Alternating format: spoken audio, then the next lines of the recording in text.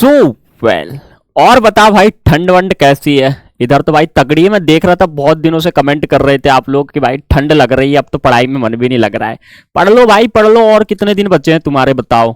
10 से 15 दिन, और मुश्किल से मुश्किल। और इसलिए भाई जो भी चीजें हो पा रही है हमारी तरफ से, हम ट्राई कर रहे हैं कि आप लोगों को सब कुछ चीजें प्रोवाइड करवा पाए। आप अगर कोई भी चीजें कंफ्यूजन आपके बोर्ड एग्जाम्स को लेकर जा रही हो तो आप बिल्कुल बिंदास होकर पूछ सकते हो कमेंट बॉक्स में। और जो लोग हमारे साथ में भाई व्हाट्सअप में जुड़े हुए हैं या फिर जिस भी प्लेटफॉर्म पे आप लोग जुड़े हो वहां पे भी आप पूछ सकते हो, ठीक है।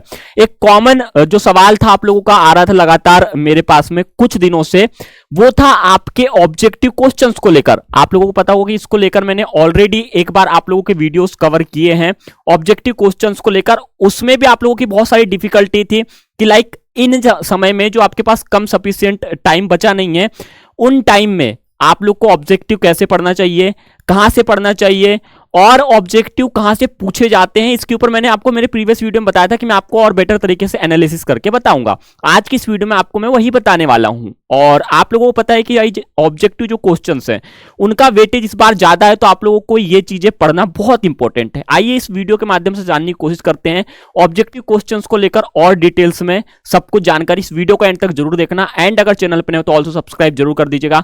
ऐसे एमपी बोर्ड से जुड़ी हर एक खबर पाने के लिए साथ में टेलीग्राम व्हाट्सएप ग्रुप दोनों की लिंक हमारे डिस्क्रिप्शन में है, जाके आप एक बार हमें वहां पे ज्वाइन जरूर करें, राइट। बात करें ऑब्जेक्टिव क्वेश्चंस की, आप अगर ब्लूप्रिंट उठा के देख लो, वैसे ब्लूप्रिंट तो आपको पता है कि भाई भगवान भरोसे इस बार हमारे एमपी बोर्ड ने दिया हुआ है। बाकी कुछ व्यवस्थाओं को सुधारा है, मैं बिल्कुल कहूंगा। जैसे पेपर लीक वाले जो मामले स्कैम वाले चल रहे थे उनमें जो शिकंजा कसा है भाई, मैं तो खुश हूं। लेकिन कुछ चीजों को लेकर अभी भी एमपी बोर्ड हमें डिमोटिवेट बोल लो आप, या फिर हमें भाई जो है असमंजस में रख रहा है। जैसे आप देख लोगे कि आपका क्वेश्चन बैंक अभी तक के प्रॉपरली जारी नहीं किया गया है, राइट। और साथ में ब्लूप्रिंट भी आप देखोगे उतना वैल्यूएबल नहीं है। लेकिन जो भी चीजें हैं आप अगर देखोगे तो सब चीजों में अभी जो चीजें आपको जारी कर दी गई उसमें आपका जो ऑब्जेक्टिव क्वेश्चंस हैं उनकी संख्या बढ़ाई ही गई है। आप चाहे मॉडल पेपर देख लो या कुछ भी चीजें देख लो, तो ये आपके लिए बहुत इंपॉर्टेंट हो जाते हैं, राइट।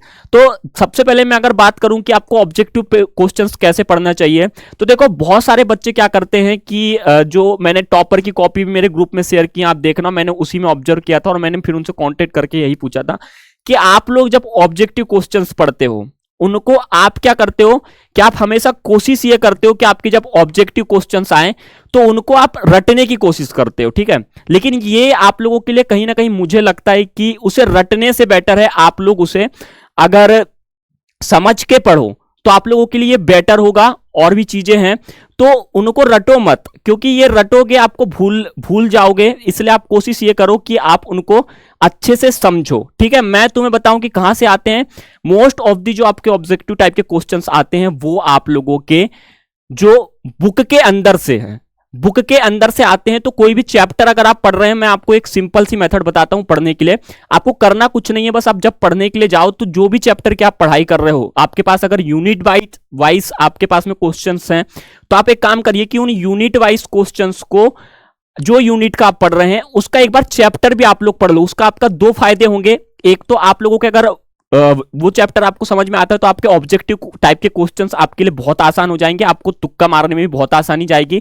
सेकंड चीज, अगर आपको चैप्टर समझता है, पूरा सब चीजें समझती हैं, तो आपको जो बड़े क्वेश्चंस हैं वो क्वेश्चंस समझने में भी टाइम नहीं लगेगा। आप उन क्वेश्चंस में भी याद बड़े इजीली कर लोगे, क्योंकि आपको पूरा उस पर्टिकुलर यूनिट का पूरा कॉन्सेप्ट पता है। तो आपके लिए ये सही बढ़िया रहेगा कि आपको ऑब्जेक्टिव टाइप क्वेश्चंस के लिए अपने से जो भी सब्जेक्ट का आपका एग्जाम है तो चैप्टर्स पढ़ने की कोशिश करो। जो चैप्टर्स हैं, चैप्टर्स के अंदर से आप लोगों को आते हैं, तो उन चैप्टर्स में आपका फायदा ही फायदा है, क्योंकि आपको एक लॉन्ग क्वेश्चंस में भी काम आएंगे, सही जोड़ी में भी काम आएंगे, आपके सही विकल्प में भी काम आएंगे, और वही आपके सत्य असत्य में भी काम आएंगे। क्योंकि चैप्टर अगर आपने पढ़ लिया तो आपको ज्यादा याद करने की जरूरत नहीं पड़ेगी, तो बुक के अंदर से पढ़ो। थर्ड ऑप्शन आपके लिए ये हो सकता है कि आप लोग जीपीएच, ये कोई प्रमोशन वीडियो नहीं है कि मैं जीपीएच वालों से भाई पैसे लेके बता रहा हूं कि उनका प्रमोट कर रहा हूं, लेकिन एक्चुअल अगर तुम देखोगे जो क्वेश्चन बैंक उनके जारी हुए हैं, वो क्वेश्चन बैंक में बहुत वैल्यूएबल चीजें दी गई हैं। आप उन क्वेश्चन बैंक के थ्रू जो मार्केट में मिल रहे हैं आप ले सकते हो, राइट। ये ऐसा नहीं है कि अब देखो कई लोग बोलते हैं कि भाई आप पीडीएफ दे दो, पीडीएफ मेरे पास में नहीं है भाई। आप मार्केट में अगर देखोगे तो आप लोगों को मिल जाएगी ऑलरेडी, लेकिन हमने क्वेश्चंस जो है इंपॉर्टेंट क्वेश्चंस वो हमने बना रखे हैं।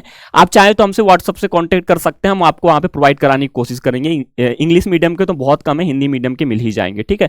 लास्ट टाइम स्ट्रेटेजी के लिए कुछ क्वेश्चंस है तो ये चीजें हैं। आपको ऑब्जेक्टिव टाइप के क्वेश्चंस पढ़ना चाहिए, और ऑब्जेक्टिव टाइप के क्वेश्चंस आपको बुक से, जीपीएच क्वेश्चन बैंक से आपसे पढ़ना चाहिए। साथ में प्रीवियस ईयर्स के, और एक चीज और ऐड करना चाहूंगा, प्रीवियस ईयर्स का क्वेश्चन पेपर तो आपके पास में होना ही चाहिए, वेबसाइट से आप ले सकते हो या सेल्फ स्टडी से डाउनलोड कर सकते हो। और एक चीज मैं आपको बताना चाहूंगा कि जो आपको टॉपर्स की कॉपी हैं आपको ऑफिशियल वेबसाइट में मिल जाएंगी, उन टॉपर की कॉपियों से भी कोशिश करें कि आपको पढ़ना चाहिए। और भी बहुत सारी चीजें हैं, तो मैंने इसके ऊपर तो ऑलरेडी एक डिस्कशन वाला जो वीडियो पूरा डिस्कस करके मैंने ऑब्जेक्टिव वाला बता दिया था, उसकी भी लिंक डिस्क्रिप्शन दे दूंगा, आप जाके वहां पे देख सकते हो। तो ऐसे पढ़ाई करो आप। मेरे को लगता है कि ऑब्जेक्टिव आपके लिए बहुत बड़ी बात नहीं है, आप कर सकते हो, बस आपको चैप्टर समझने की ज्यादा जरूरत है, ठीक है। तो ये कॉमन सा था, कुछ ज्यादा बड़ा इसमें चीजें नहीं है ऑब्जेक्टिव, लेकिन आपको लोग ये बहुत इंपॉर्टेंट है, ऑब्जेक्टिव आपको पढ़ना चाहिए, क्योंकि ऑब्जेक्टिव इस टाइम पे बहुत ज्यादा आपके पूछे जाएंगे, ठीक है। और भाई देखो, क्योंकि 12th के बाद आप लोगों को और भी चीजें करनी है, 12th के बाद आपको बहुत अच्छी चीजें करनी है, बहुत अच्छे कॉलेजेस में जाना है, तो आपको परसेंटेज वगैरह भी बढ़ाना पड़ता है। उसके लिए भी ये जो छोटे छोटे ऑब्जेक्टिव टाइप के क्वेश्चन होते हैं ये काम आते हैं। वैसे अगर आप भाई आफ्टर 12th कोई बेस्ट यूनिवर्सिटी तलाश कर रहे हो, ऐसे में मैं रिकमेंड करना चाहूंगा आपको शारदा यूनिवर्सिटी के बारे में। शारदा यूनिवर्सिटी इंडिया की one of the best university है, और आप अगर इसका सर्च देखोगे करके इसको, तो आपको हर चीज इसका पॉजिटिव मिलेगा, और इसके जो पैकेजेस होते हैं काफी हाई होते हैं, और ये A++ रेटिंग में आती है, जो हमारा कॉलेज यूनिवर्सिटी काउंसलिंग डिपार्टमेंट है उसके द्वारा जो दिया जाता है कि भाई किस कैटेगरी में कितना यूनिवर्सिटी बेटर है, तो उसमें ये A+ में आती है।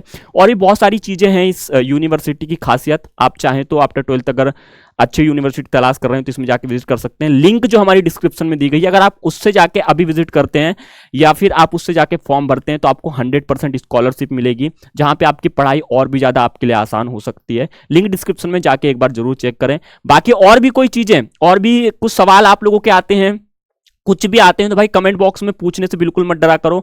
जितना भी आता है, जैसा भी आता है वैसे मैं आपको बता देंगे। बाकी और ऑब्जेक्टिव के लिए तो आपके लिए 2-3 ऑप्शंस बेटर हैं, बाकी और भी कुछ चीजें के लिए हम वीडियो बनाएंगे। फिलहाल के लिए सिर्फ इतना था, मिलते हैं अपने नेक्स्ट वीडियो में, तब तक के लिए बाय बाय।